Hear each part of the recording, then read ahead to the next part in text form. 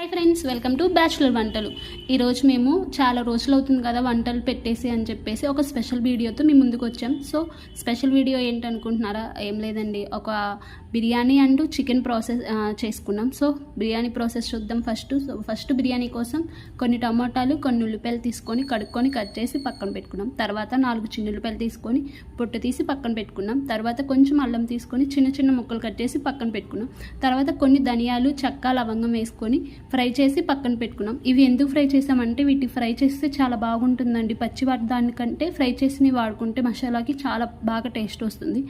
కొంచెం అని చెప్పేసి ఫ్రై చేసి పక్కన పెట్టుకున్నాం.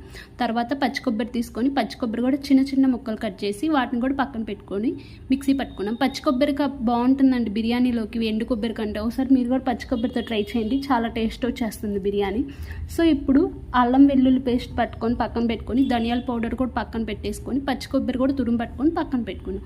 ఇప్పుడు తర్వాత స్టవ్ వెలిగించేసి స్టవ్ మీద ప్యాన్ పెట్టేసి ప్యాన్ కొంచెం వేడైన తర్వాత ఆయిల్ వేసామండి. ఆయిల్ కొంచెం వేడైన తర్వాత ఆనియన్స్ వేసేసి అవి కూడా కొంచెం బ్రౌన్ కలర్ వచ్చి ఫ్రై అయిన తర్వాత బిర్యానీ ఆకులు ఉంటాయి కదా అవి కూడా వేసేసి బాగా ఫ్రై చేసాం. తర్వాత బిర్యానీవి ఉంటాయి కదా, చెక్క, లవంగాలు అవన్నీ ఉంటాయి కదా అవన్నీ కూడా వేసేసి బాగా ఫ్రై చేసామండి. తర్వాత టమోటాలు వేసి అవి బాగా ఫ్రై అయిన తర్వాత అల్లం వెల్లుల్లి పేస్ట్ వేసాం. అల్లం వెల్లుల్లి పేస్ట్ కూడా బాగా ఫ్రై అయ్యి ఆ పచ్చివాసన పోయిన తర్వాత ధనియాల పొడి అండ్ పచ్చి కొబ్బరి వేసేసి అవి కూడా బాగా ఫ్రై చేసామండి. తర్వాత దాంట్లో గ్లాసున్నర వాటర్ పోసి వాటర్ బాగా కాగే టైంలో కొంచెం సాల్ట్ సరిపోయిందో లేదో చూసుకున్నామండి. అవి కాగిన తర్వాత ఆల్రెడీ మేము బియ్యం కడిగి పెట్టుకున్నాము. ఆ బియ్యం తీసుకొచ్చేసి ఎసురులో వేసామండి.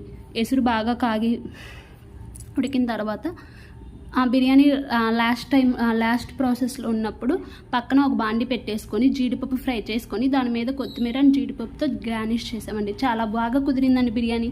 మీరు కూడా ట్రై చేయండి. Thank you for watching my channel. Thank you for supporting. Do subscribe my channel and watch more